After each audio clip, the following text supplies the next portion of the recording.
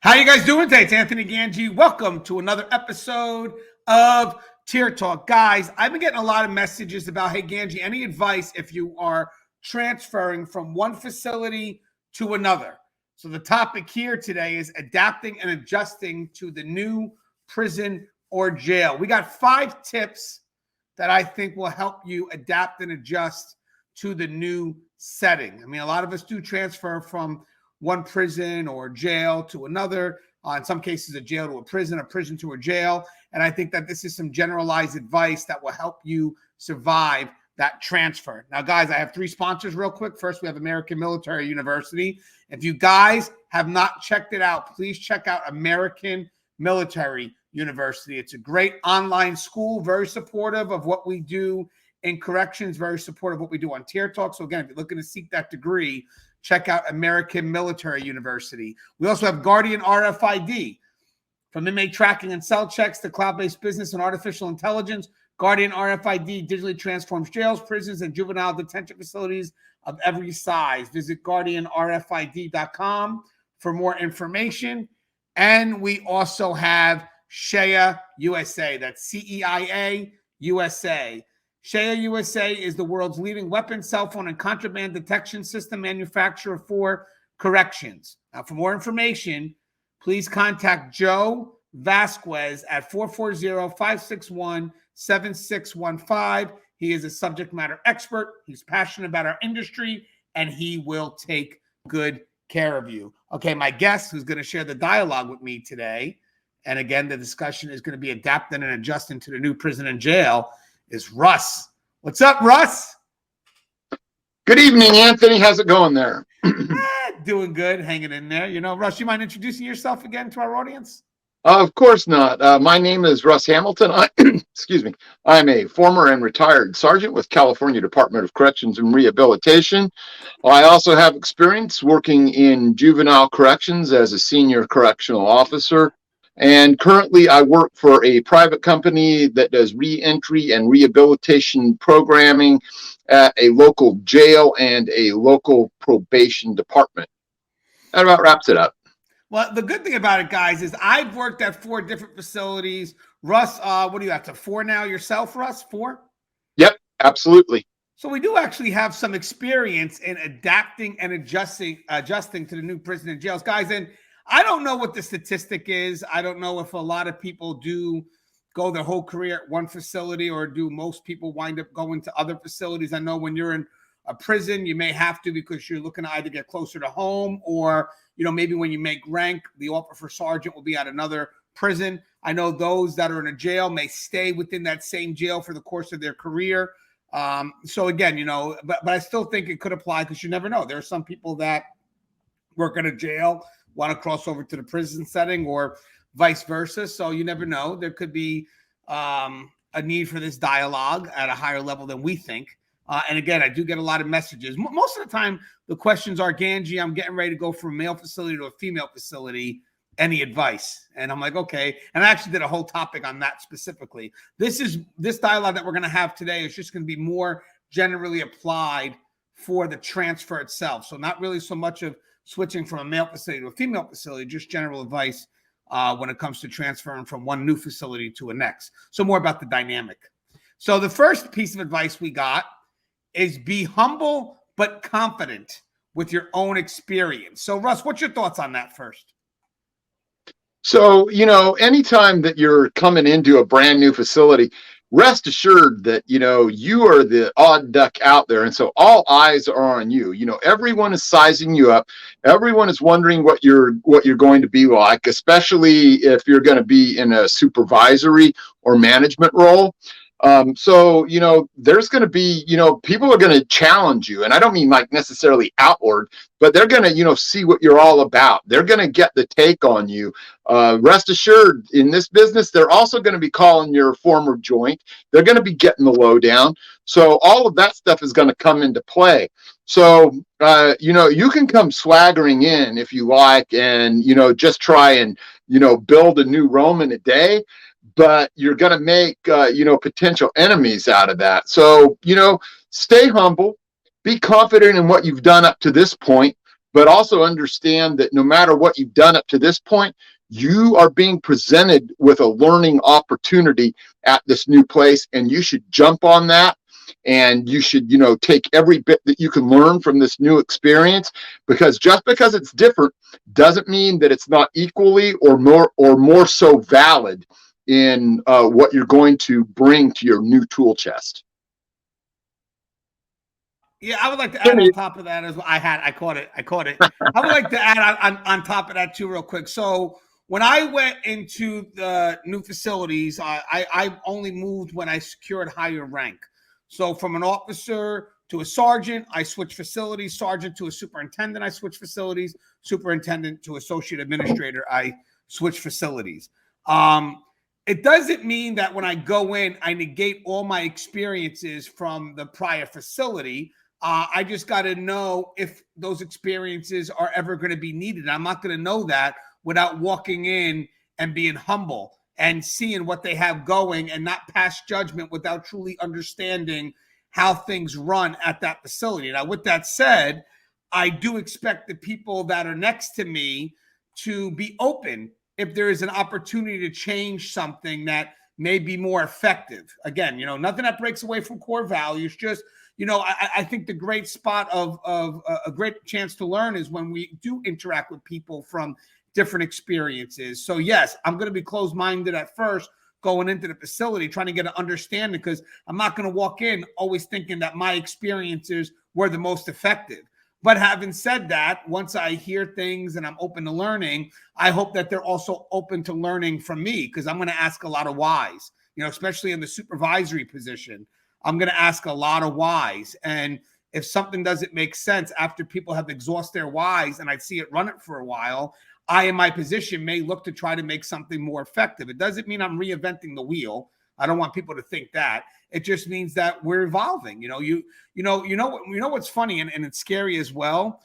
Sometimes we have to purposely and systematically abandon old practices, and sometimes you don't really know when to do that unless someone comes in from a different experience and says, hey, I know you guys are doing it this way, but, have you ever tried this? And we have to be open to that communication. So again, be humble. Yes, of course, let me learn, because it's my time to learn. And I want to learn how this facility runs, and I don't want to reinvent the wheel.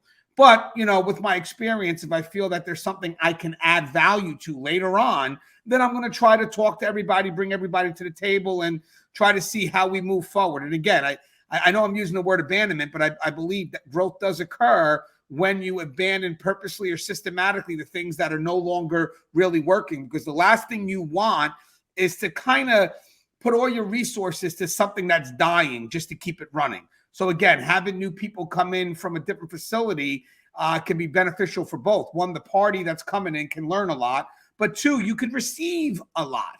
So I think that really does help with the evolution. So every time you do have someone that moves to another facility, there's an evolution that could happen to that facility or that individual if both parties allow it. Any closing thoughts on that idea, Russ? Anything you want to comment on? I think just, keep in mind that, not based on you yourself, but based on where you come from, they can, stigmatize and generalize to a whole population of officers that have nothing to do with you. There was nothing more evident than when I went through the academy. They would talk about policy and procedure, and then they would get to the end of what they were talking about, policy and procedure, and they would say, except for if you're going to San Quentin. I was like, well, come on, man. And then they would go into this completely, otherworldly realm that apparently, some people thought that San Quentin occupied. And there was some truth to it, but there was some not truth to it. So then when I left San Quentin and I went to another facility, then everyone was, they would kind of like, have this perception that, like San Quentin, they don't know anything because they just do it whichever way they want. And that clearly wasn't the case. And so I was met with some initial pushback. They were always looking for that, that thing about San Quentin. And I don't think that, I really brought that there. I brought my own self there, but they had generalized it so much and they had assumed a culture that existed that perhaps didn't. And so, people they talk, and sometimes you have to be wary of it. Yeah, and guys, when we get into the next idea, the next tip, I want you guys to know something. Being humble and being confident with your own experience is more of a passive way of learning. And what I mean by that is I may work with someone who's going to share their experiences with me, and then hopefully they're open enough to have me share their experiences with them, and you kind of passively take things in.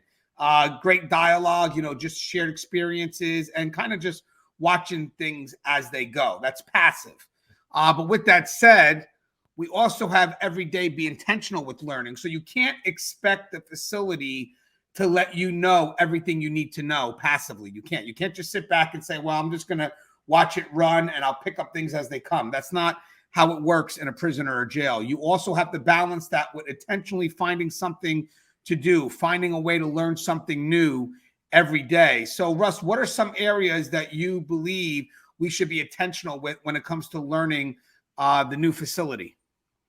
So naturally, the first thing when you walk in there is you're going to kind of want to get a feel for the whole outlay of the facility, because that's going to have a lot to do with what we're talking about when we're thinking about, alarms and where coverage is going to come from and how we're going to respond to things.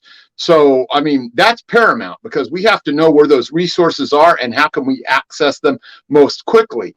When you walk in, cold to a situation like that, and, a lot of times they just give you the reins the first day if you're a new sergeant or a lieutenant or whatever. I'll never forget a lieutenant friend of mine, literally his first shift, we had about a 400-man riot. And so, he didn't have any idea, where to call for help from, or, what are, the circulation that our paperwork made, or any of that stuff. And so it was really a trial by fire for him. And it was, not just the first time at the facility, but the first day with, bars on his shoulder. So that's key. First of all, learning the foundations of the facility, the outlay, the way things work, where resources are.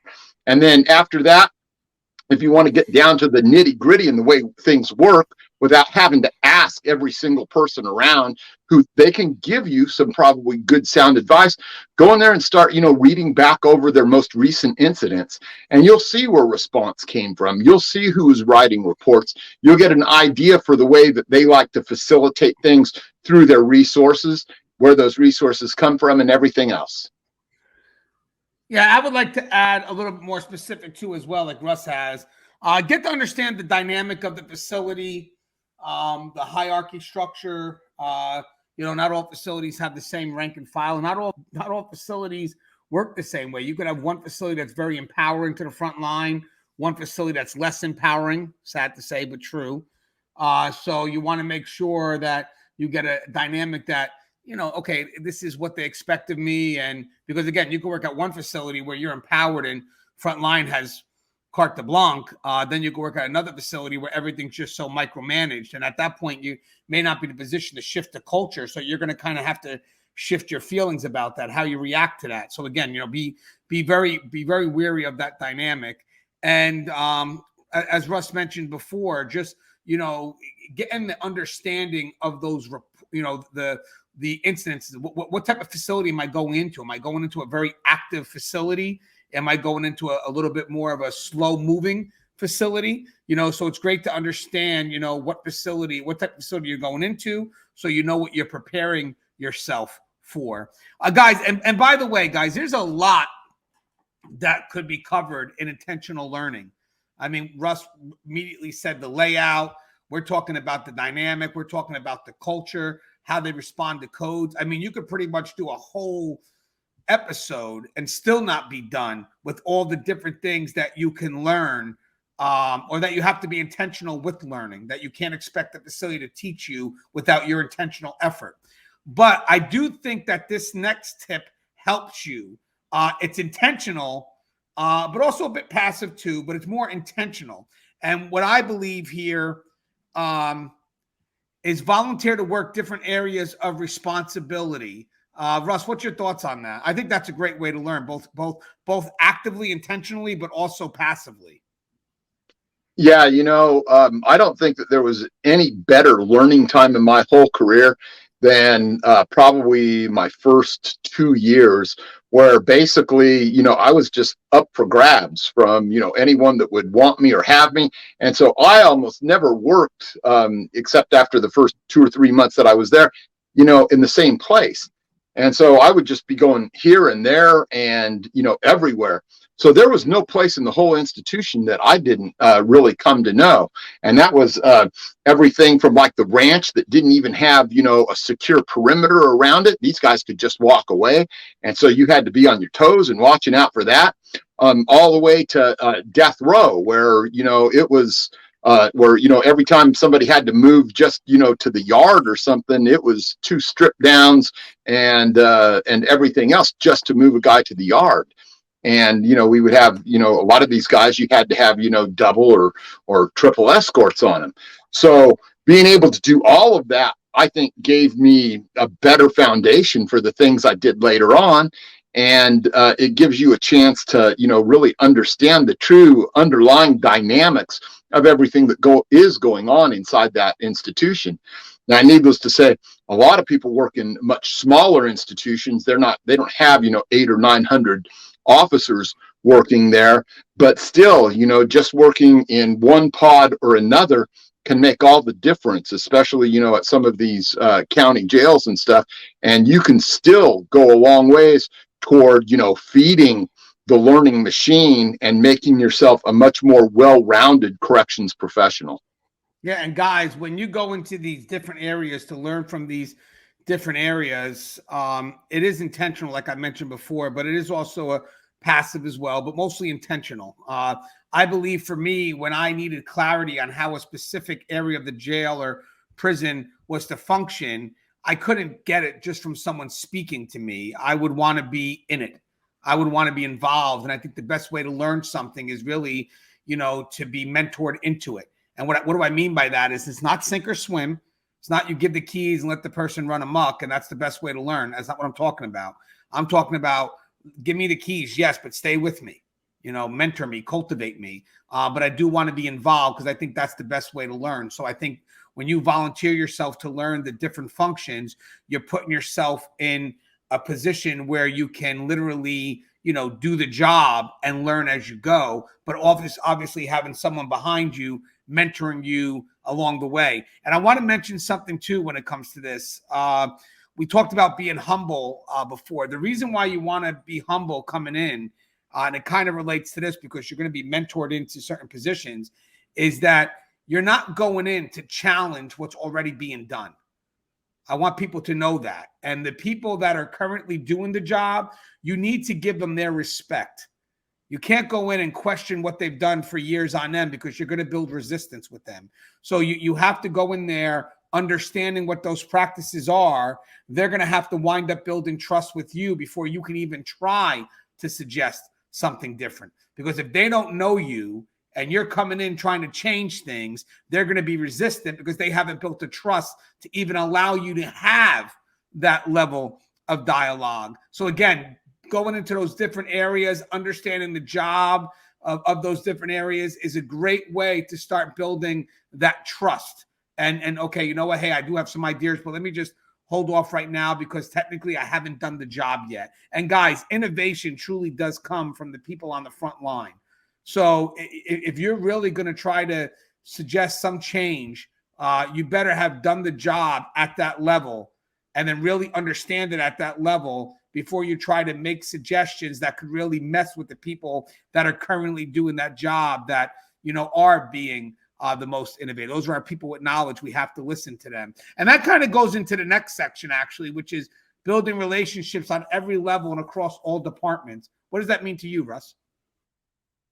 So, when you work inside these facilities and you start to understand those, that word that we've used before, the dynamics of it, there's a lot of different things that go into that, especially when we talk about prisons and we start talking about, the programs that are available to the inmates, because in a prison is much more self-sufficient, generally speaking, than a jail.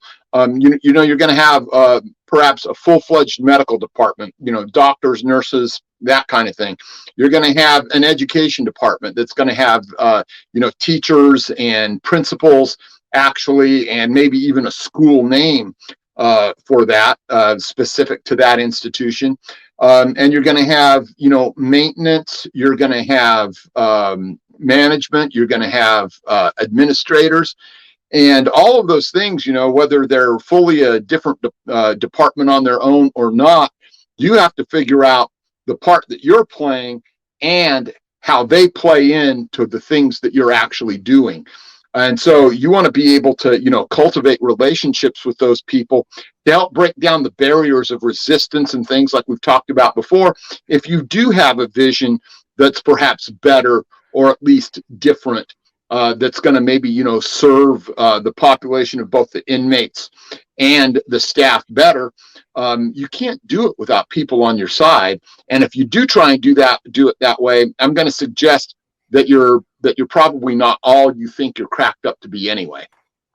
Yeah, and you know what, Russ? When you said before, when we were learning the incidences and, basically the players that are usually involved, that's a good way to kind of know who are the people you may want to connect to, because when you discover incidences, you're going to see who the players are, and they're going to be people that you may want to connect to because they can share a lot of value in regards to these, how the facility operates. I know we tend to have our go-to people. We all do. Not that you want to overwhelm them, but we do. And these are the people you really want to put in a position to teach. And as I said, I love it when people actively search them out, because I know when I see these two people connected, I know you got the person that wants to learn with someone that wants to teach. And it just adds to that dynamic. And it just shows respect, by the way. It really does. And if that person is respected in that facility, then when you connect to them and they build that respect for you, that respect has a chance to kind of blossom out. Because again, you're building off that respect of an individual who's already highly respected, who's going to speak on your behalf, especially when it comes to your intentional effort to be humble and learn. Now, also, when we talked about coming across through all departments, building relationships on every level across all departments, when we go into a facility and we're trying to build this community that, we work well together, remember, it's not about what people can just do for us. It's what we can do for each other. We have to get ourselves out of that me mindset. So I think that our job in corrections, in a prison and jail, no matter where we go, is how are we going to be a resource to others? How are we going to be able to help others accomplish what it is that they need to get done? And that's going to be on all levels. That means that you're not just saying that. The people you're training with is saying it. The other departments are saying the same question. That means if we all have that mindset, what can we do to help each other? That puts us in line with the greater vision. But that also helps us break away from isolated functions. So if you're going in and you want to build that relationship, you have to go in with the mindset of how can I help everyone reach their goal? And a good way to do that is by learning what those goals are. Learning what it is that they have to accomplish. So again, that's intentional as well. I mean, can you put yourself in an area where you can see the other departments working? Like maybe you could be an officer in the education department, or, maybe you could be an officer where they're doing the social service appointments or in medical. I mean, can you put yourself in a position, not just to learn the exact job or your post function, but maybe how that post specifically interacts with the other departments? Where can I put myself so I can see at the best level how the different departments function? Now, as you move up, it's a lot easier because you get bird's eye view. But when you're front line, you have to be really intentional with it, if given the chance. Like, because you're not going to always see every interaction at the highest level. Now, don't get me wrong. You are going to be involved in those interactions, but you may only see your involvement and then be done with it. At the higher level, it goes past your involvement. It goes literally, well, how did that involvement play out to the bigger picture? So I think understanding that bigger picture and trying to see how your involvement helps that department with their goals. So go past your involvement. Like when you read that post order, it may specifically say, well, this is what your function is. Okay, well, how does this function help this department reach their goal? That's a great question to ask yourself, because that starts to give you that higher level bird's eye view of what's expected within the mission to grant the vision. What's your thoughts on that, Russ? Yeah, that's a point well taken. And it does have to be intentional. Otherwise, you'll miss seeing things. Generally, from the position that you're in, you're lucky if you can see, more than one step above or one step below where you're operating at. When the higher you are, though, you get to see those reports as they come back. You get to see who's signing those things. You get to know them, even if it's, only from their report writing. So, all of these things and all of these departments and seeing how it interacts, I would say the best thing that you can possibly do is be a facilitator to help those other departments between whatever their mission is and the mission of custody. Sometimes custody, we tend to run roughshod over some of those things because we are where it really counts. But, there's no future in building resentment or that kind of thing with those people. We should be trying to help them do their jobs. And then, hopefully at some point they'll want that much more to help us do our jobs. And that's the key, guys. And guys, this isn't about obligation. This isn't about I do for you, so you have to do for me. This is your want to do for them, so they would want to do for you. Because in the end, guys, we want volunteers to step up and help us work together, not, oh, well, I'm only going to do this for you because you did that for me. It's like, when you're married and it's like, well, I'll wash the dishes today for my wife. No. You're not washing the dishes today for your wife. You're washing the dishes today because that's what you should do. You should step up and play your role as a husband. Well, same thing here. Consider the departments like a marriage. When you do something for that other department, that's not like a favor towards them. That's your job. And you have to look at it that way. And this way, when you do, and you find that purpose in helping them, well, then it volunteers more. It creates a better dynamic. Now, that brings us to the last tip, I believe. And guys, I'm sure there's more. Please add if there are. But these are the 5 that me and Russ could think of. A lot of it, when we did this, fell into learning. So we just wanted to get the learning part out in a more general fashion. But learning is a big thing. Now, enter with a purpose. Real quick, Russ, before you go in, I just want to mention where this thought came from. Sometimes we are forced to go to another facility. I get it, whether it's a promotion or we want to get closer to home or whatever it is. But sometimes maybe we're looking for a change in environment. And I get it. I just want to make sure that when you're looking for that change in environment, you're not running away from something, but you're running towards something. Because here's the problem, guys. If I want to leave this one prison because I can't deal with the people that are here, doesn't mean I'm not going to find those same type of people at the new facility. So the problem is I'm going to be dealt with the same challenges and then I'm going to look to run again. You can't do that. What you have to do is go with a purpose, and that helps you deal with those challenges. So when you go to another facility, I just want to make sure that you're going there not because you're running away from something, because nothing's going to be guaranteed that whatever you're running away from at this facility can't happen at the other facility. I want to make sure that when you're going towards a facility, that there's a purpose in mind. There's a reason why you want to go. For example, if I worked with men my whole career and I really want to learn, how to deal with inmates in general, and let's say there's an opening at a female facility, and let's say I want to learn what it's like to work at a female facility. I think there's a lot I can learn from working at a female facility. That's a great thing to go on. I'm going to go and learn because I think, I haven't worked with females. I would like to give it a shot. I haven't worked with juveniles. There's an opening. I'd like to give it a shot. I want to try to round my knowledge out. Now, of course, a lot of people don't want to work with females. I get it. That was just a metaphor. But having said that, that's not a bad thing.